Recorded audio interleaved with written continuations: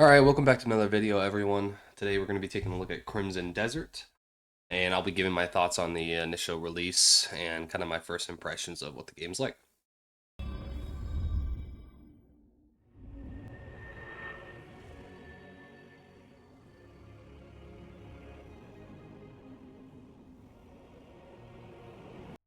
Crimson Desert is an open-world action RPG that was developed by Pearl Abyss and has had great expectations since it was initially shown. On first review, the game was supposed to be an MMO, however, it was later changed to a single-player ARPG and is what we got today. It's worth noting that the developers are stating that they do plan to continue to make this game into a multiplayer game. However, to what extent, it's not really known. Some people have theorized it's going to be co-op, which would be great, but others are saying that they're going to make it into a full-fledged MMO. Not entirely sure how that would work out. As of right now, the game is sitting at about 230 peak concurrent players, and with a mostly positive review, a total of about 16,000 reviews. So far, I myself have played about 25 hours of the game, just mostly going around, just checking things out. I've been proceeding with the main story and have gotten to chapter 3, which I don't think is necessarily very far, because I've been taking my time. Worth noting, I've been playing on the PC. However, I've been playing with the controller because I feel that the controls on the controller is much better than keyboard. But we can get into that in a... Now, the size of the world is massive.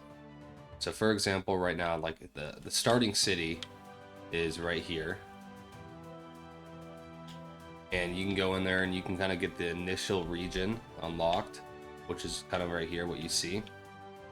And it takes quite some time just to get across this, right? But then you zoom out, and it just keeps on going. You have everything out here, all the way up here, but all the way around, all the way. It is a massive. And again, I've only explored a small part of it as of right now, but it is huge. I think the developers even recommended that you're going to want mounts, you're going to want to get better mounts just because this world is so massive.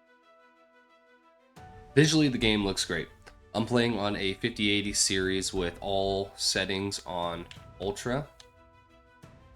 And I've been running this with no issues. And there's just some spots in the game that look amazing. I have not had any performance issues, and I just can't stress it enough. Now, if it's I don't know if it's the best graphics game out there.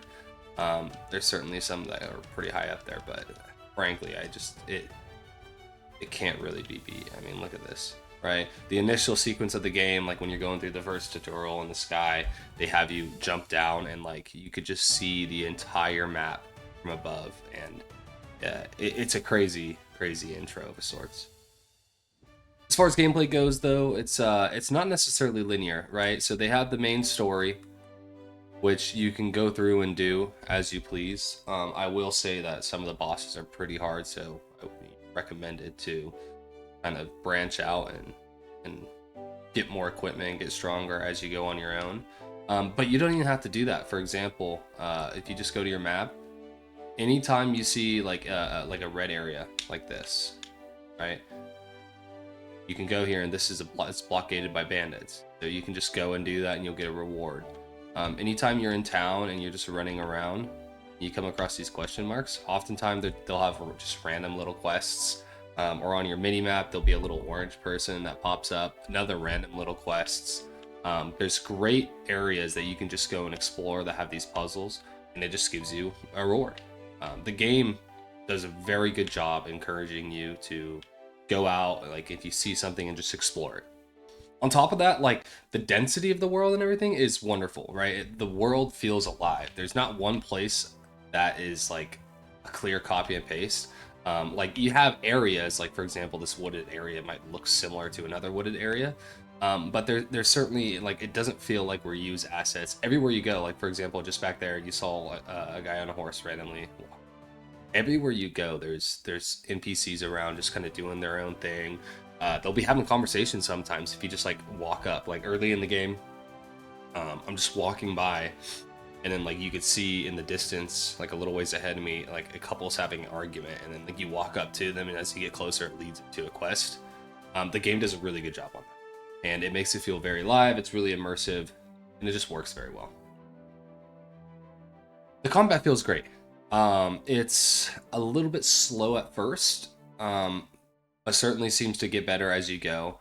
For example, if I look at my character right now, like I don't have any extra attack speed built in or anything, and if I take out my sword here,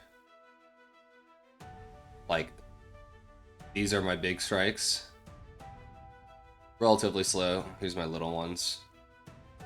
It doesn't have doesn't have like an auto chain unless you hit something. These guys are a little bit faster, just because it's a better sword. But this is still very early game, right? I've seen some end game content where like you start moving really fast, and then on top of that, you have all these skills you can play with. Now, you can kind of like level up these three on the end are broader. So this is your spirit. You leveled up and gives you more spirit. This is your HP. This is your stamina, which is pretty basic. But then you have these individual skills. So first of all, like this is arm combat. You level up and you just do more damage, which is simple.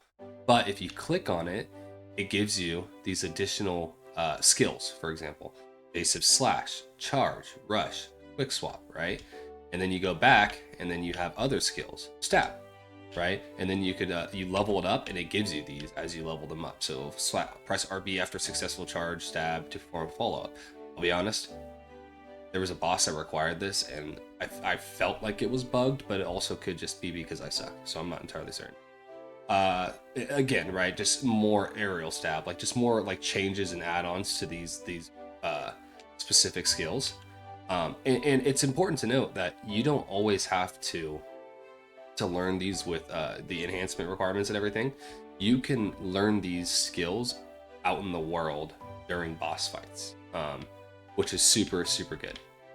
So again, like these are all like attack space. This is your marksmanship, like with your bow, which you always have, and you can change your weapons. You'll see here on the side, you have your weapons. You have sword, spear, long sword, dual weapons, and fists. So far, I'm a big fan of the long sword. That's just because I have a good one, so I could be better. Like the dual swords does look fun. The bow's kind of boring initially, but again, I haven't leveled up these skills. Like some of these skills look great, like they could actually be a lot of fun and would be really useful. Grappling's unique, you can grab and throw, and then this is unarmed combat. But on the spear side, this is where things start to get a little interesting. You have Force Bomb, which reduces damage, and then you can Nature's Grasp, which picks stuff up. But then you have Focus, which regenerates like your spirit, but then like you can turn this into an attack, or like a parry, and then it continues on. Nature's Snare, right, and then Nature's Echo. But on the health, it gets a little bit interesting because you have these initially they're like skills you can use out in the wild, like this Axiom Force. You kind of have to use it to solve puzzles. You can lift things around, and then same here, Flight, which is kind of boring aerial roll. Winch, this has to do with you grabbing the guy, same here. But then you start getting into Imbue element, right? Lightning Surge, Frost Mantle, Flame Strike. It gets Storm Veil, right? It gets really cool. So I think this is a great way to add skills into a system. It's all completely customizable to what you want, other than the fact that sometimes you have to learn the skills and stuff, and it takes a while to get these. But it's a great way to add them in, and it's pretty simple, and it's not like a super in-depth system, but it's a fun, happy like in between. In terms of combat difficulty, though, I'd say like the open world is relatively easy once you get a little bit of gear. There's certainly times where I pulled too many mobs and I died. Don't get me wrong, like it's not like a walk in the park. But the boss fights, on the other hand, are a completely different story. Every single boss that I've fought so far, I've died at least once. And they allow infinite retries, which is great. So I actually like it. I like that they're super hard. I spent, there's like the Devil of the Reeds boss, which is probably your like second or third boss that you come across in the main story. And I spent probably a good hour getting past that boss, maybe more. Um, some people hate it. I absolutely, it's perfect. Like you want these hard bosses, and then when you finally finish them, it feels great. In terms of the enemies in the world and the variety, so far I've only come across bandits and goblins, and this weird little demon that was the devil of the reeds. Oh, I did come across a mech actually. So the variety's okay. I know in seeing the game trailer there's more, but again I'm in the early zone, so there's like I'm assuming it's because of that I haven't seen too much more. Crimson Desert doesn't claim to be a narrative-driven game, and yet it's done it better than most games that do. The story isn't anything like spectacular. It's not like, oftentimes you're watching a story rather than playing, in that sense, right? But like the story itself is pretty good. And like no spoilers here, but like right on like the start of playing the game, you like lose your party and you just have to like everyone gets spread out and you have to find them. Um, so like there's a clear path to your story, which I like. However, my one issue with it is like your character initially, like within the first 5 minutes of the game, like basically takes a fatal wound. The game doesn't explain how you're alive. Maybe it's just because like my game bugged or something, but I couldn't figure out why I was alive. That was my only irk with the story so far. But other than that, great.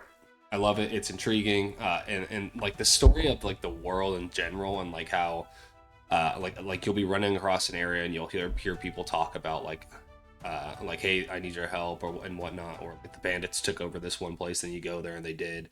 All that is like the atmosphere of it, really well done. The voice acting for it seems okay, no issues with it. And then all of the characters in your company, I think, are really well fleshed out characters. There's one guy that's obviously a drunkard. There's one guy that's very serious. There's one guy that's injured and like it's definitely fucking up it's fucking with his head. Like he can't really think and like he doesn't really like it. Like they fleshed out the characters so far in your crew pretty well. And it's probably the same to an extent for like all the characters in the world that like you come across. You can tell these people that have personalities in the world, um, which I really like. They put in that little extra effort to make sure that these key people have personalities, which I like. It's good. The controls of the game feel okay. As I was stating earlier, I don't like the way they've set some things up. For example, I'm playing on controller, but this goes as well as for keyboard. If I want to sprint, I have to continuously tap A to full sprint, right? Let me put my sword away. Right, I have to continuously press A, and this is if you're on your mount or not. If I only press it once, oh shit, there we go. So if I press it once, I just kind of jog. Press it again, nothing. Right, I have to tap tap tap tap. Okay, now I'm sprinting. It's clunky until you realize like how it works. I'll admit it's not horrible once you like learn it, but again on keyboard you're like tapping shift to sprint, which I don't necessarily like, but it's not the end of the world. I'm not gonna let it ruin the game for me. There's certain times when like I have to press A to like untie someone, but A is also the same key to tap to steal from someone. So there's one time early in the quest where I'm just like trying to talk to someone and trying to like interact with someone, and I press A and I accidentally steal from a different guy, which I got fined, blah blah blah. It's just a little inconvenient. Other than that though, not much to complain about in terms of how the controls work. It is worth noting like there's a lot of combinations for the skills and everything. I actually don't mind this. Like this is perfectly fine. Like that's the skill of the player. You have to figure that out, so that's fine. In terms of responsiveness, like and moving around and everything, it's okay. Like all this stuff, like this is me moving around and everything. The dodging feels good. Like you move pretty well. Like when you're attacking everything, like if I swing, dodge back, I want to do a backwards hit. There we go. Like here.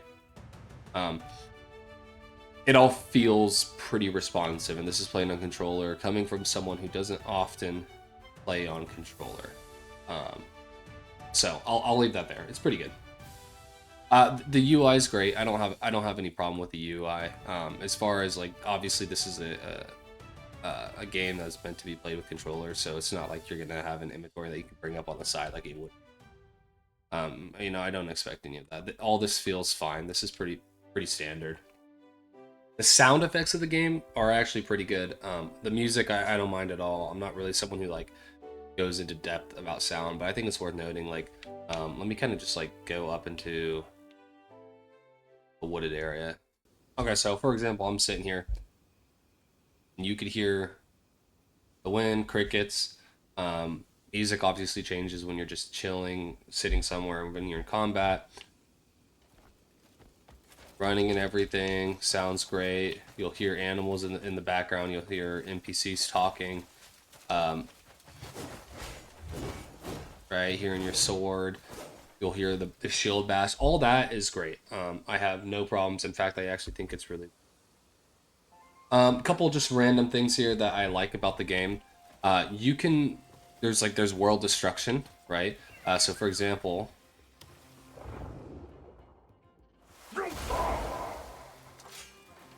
I can knock over a tree. Maybe that's a bad example. This one. There we go. So I can knock over a tree with my force palm. Tree falls on the ground. I can pick it up. Oh. I can pick it up.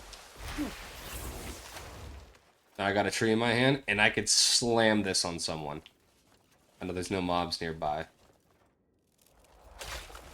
Or I could place it, right? Grab that again. Let me show you guys.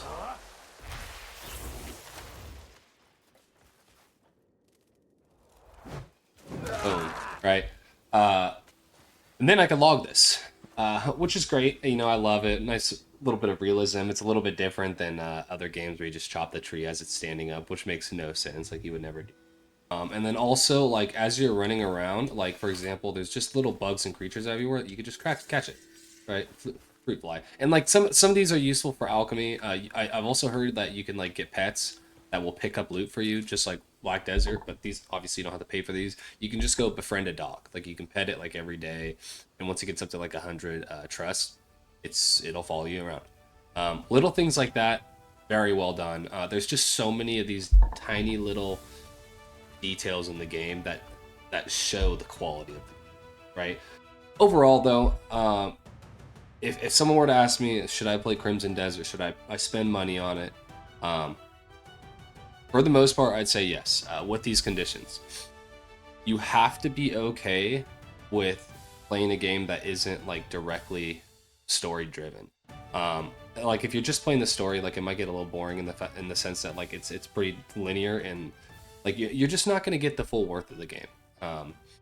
There is so much to do in this game that has nothing to do with the story that you would just be completely missing out. So, and like, if you want a game that's going to hold your hand, like, this isn't necessarily it. Which, again, is part of the reason I like it, but worth noting. It's great to see a game releasing in this day and age that looks and plays this well. I haven't played a game like this in a minute. It's been fun, enjoyable. And, like, again, I've had 25 hours over the past couple days, and that's with me trying to get shit done around the house. Like, every free minute I've been playing this game. I really enjoy it. The combat's amazing. The world looks great. Sound is good. I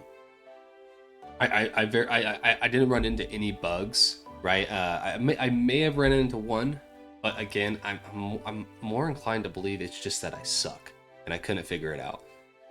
So yeah, overall, the game launched well, right? Overall, though, it's just really good. In terms of looking to the future, I have no idea. I don't think the game's planning to have any releases. Again, though, they did talk about that within a year or maybe a year and a half, they're looking to turn this into a multiplayer game. Now, I don't know what that means. In my mind, that can go a couple ways. You can make it a multiplayer game in which it's co-op, which would be great. I think that would be very much appreciated. Frankly, I think it's a little bit unfortunate it didn't release at least with co-op. That would have been amazing. I would have loved to play this with my wife. Alternatively, you can get into a like an MMO sense, like Where Winds Meet, where it's kind of that middle ground, which is kind of what I'm leaning to. What I think this game is going to be like. I think it's going to go somewhere along the lines of Where Winds Meet, or this could go into a full-fledged MMO where you have players running around the world. Um, that's the one I think is least likely to happen. I would love for it to happen, but I think it's least likely. I don't know if they want to directly compete with BDO, number one. Number two, I just don't know how well the game would do in that sense. I don't personally believe the combat, as of right now, is specifically designed to be like a very large scale MMO or anything like that. It feels to me like the direction this game is heading is somewhere along the lines of Where Winds Meet. Play a single player, but then you could play it multiplayer, and like maybe they'll add in dungeons or raids. So I'm excited for the future. I think the game still has more to offer. I'm going to continue playing this over the next couple weeks. I'm going to try to fully complete the game, do a review for you guys then. But as of right now, that is my initial impressions. If you guys enjoyed this video, if you would like to see more, please feel free to like and subscribe, and I'll keep you up to date on all the content to come. Thanks.